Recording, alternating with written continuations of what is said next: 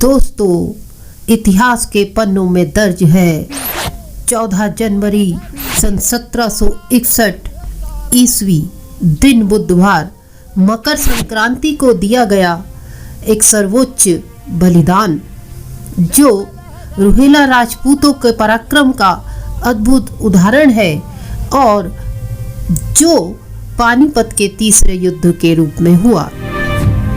यहाँ वीर गंगा सिंह महेचा राठौड़ रोहिला राजपूत और उसकी सेना ने किया था सर्वोच्च बलिदान।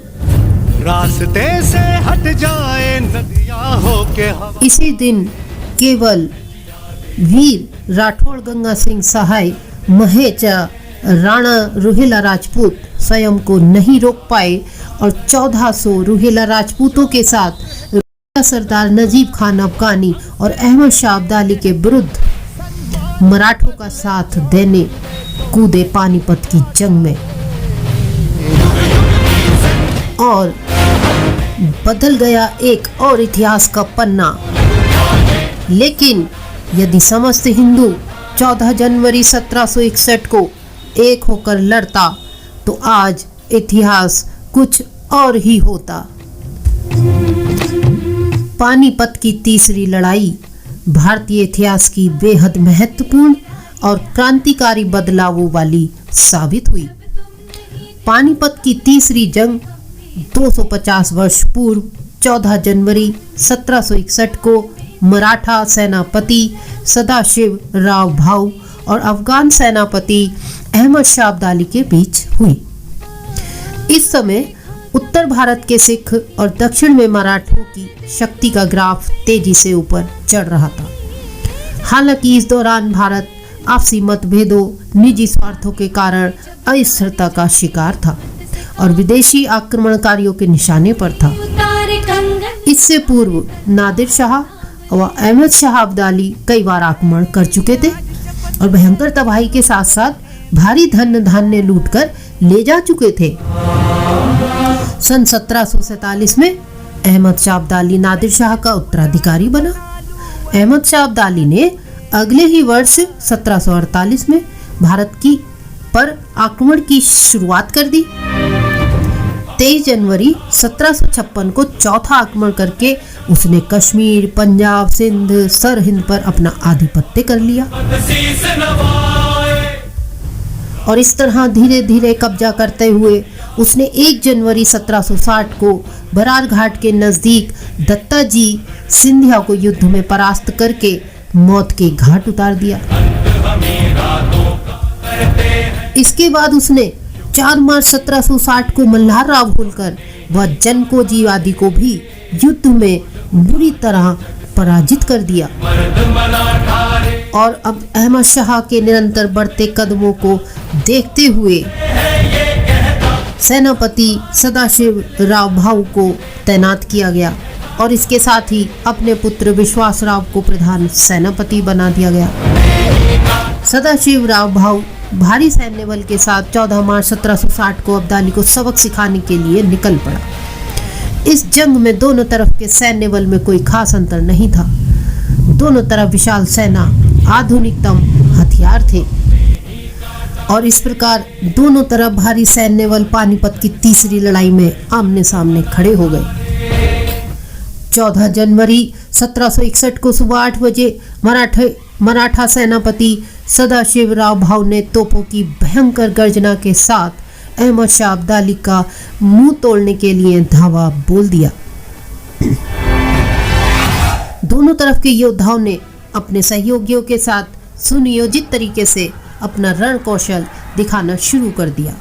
देखते ही देखते शुरुआत के 3 घंटों में दोनों तरफ वीर सैनिकों की लाशों के ढेर लग गए। इस दौरान मराठा सेना के 6 दल और अब्दाली सेना 8000 सैनिक मौत के आगोश में समा चुके थे।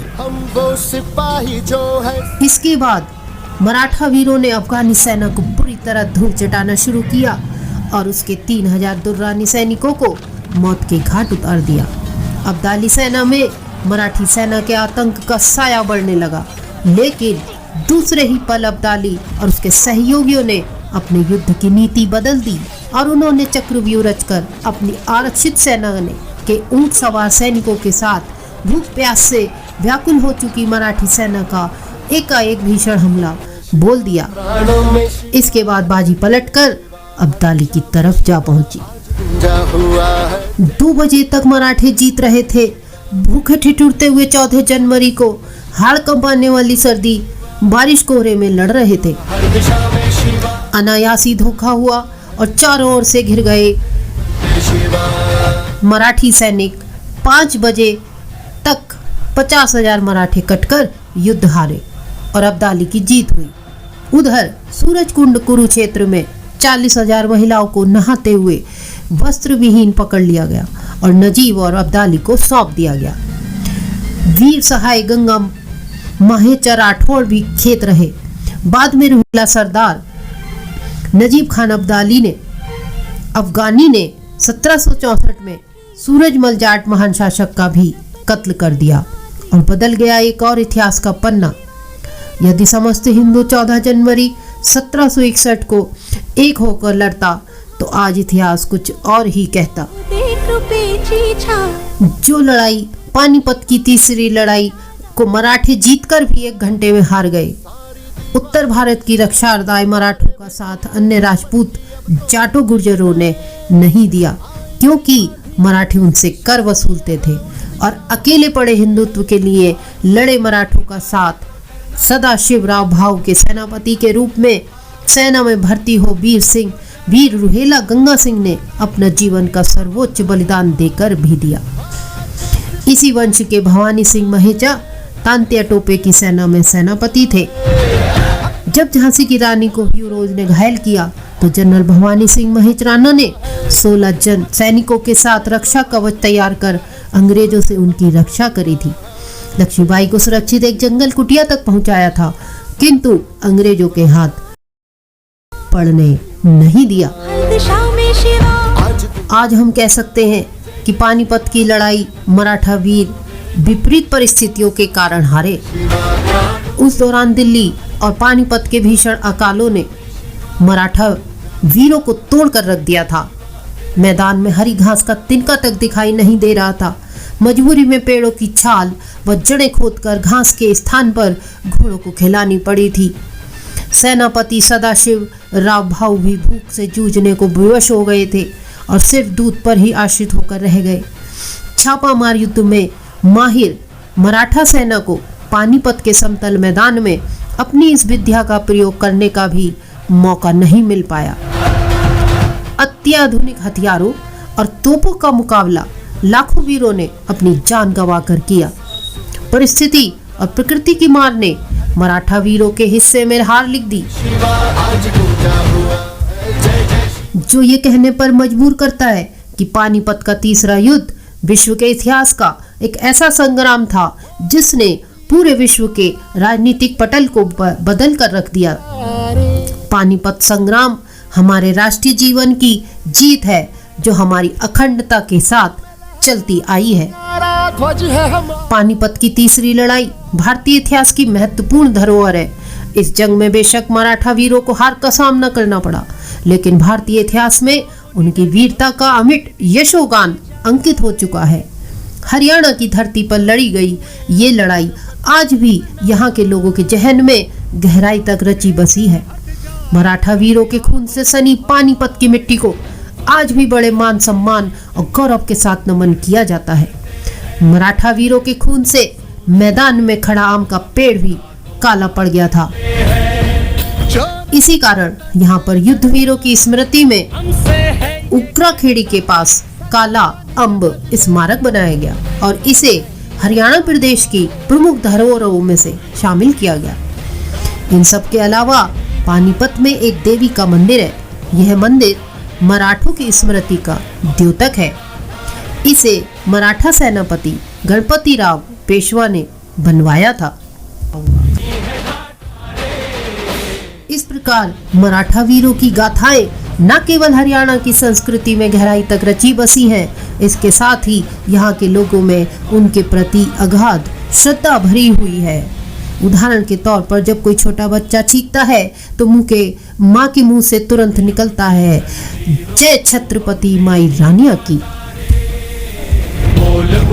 इस प्रकार हरियाणा प्रदेश मराठों के शौर्य एवं बलिदान को अपने हृदय में बड़े गर्व एवं गौरव के साथ संजोए हुए हो। शक्तिरेव जयते। युग युग की जंजीरों को हमने ही काटा रे, बोल उठा ये जग सारा जय मर्द मराठा रे। जो रक्त है तन में बहता वो हमसे है ये कहता, सम्मान के बदले जान भी दे तो नहीं है घाटा रे। युग युग की जंजीरों को हमने ही काटा रे, बोल उठा ये जग सारा जय मर्द मराठा रे। तुम पे क्या तुम नहीं ये जानते, दुविधा के आगे जब नारी जागे हिम्मत से काम ले, चूड़ी उतारे कंगन उतारे तलवार थाम ले।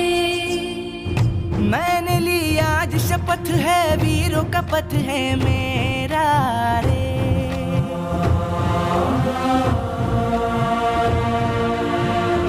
लक्ष्य अपना जो बना लूं वहीं पे डालू डेरा रे।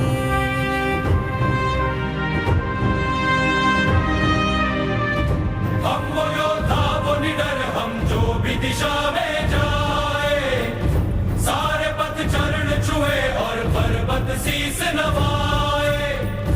रास्ते से हट जाए नदियां होके हवाए, हम हैं जियाले जीतने को हम रण में उतरते हैं। हम सूरज है अंत हम ही रातों का करते हैं। युग युग की जंजीरों को हमने ही काटा रे, बोल उठा ये जग सारा जय मर्द मरा